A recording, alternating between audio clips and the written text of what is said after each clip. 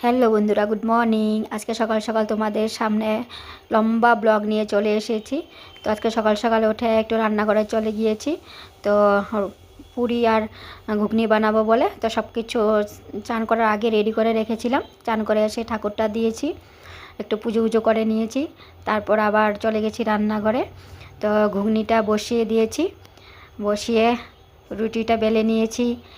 তারপরে হয়ে গেল আমার ঘুগনি বানানোর পুরি বানানো হয়ে গেল, জলদি জলদি হয়ে গেছিলো। তারপর ছেলের একটা বন্ধু এসেছিলো, তার ছেলেকে আর ছেলের বন্ধুকে খেতে দিয়েছি। তো বন্ধুটা বলেছে সেই ভালো হয়েছে, বলেছে আন্টি পুরিটা কিন্তু সেই ভালো হয়েছে। তো আমার এটা শুনে খুব ভালো লাগলো। তো আজকে সানডে ছিল, তাই একটু সময় করে একটু পুরি আর ঘুগনিটা বানিয়ে ফেললাম। অন্যদিন তো আমার সময় হয় না।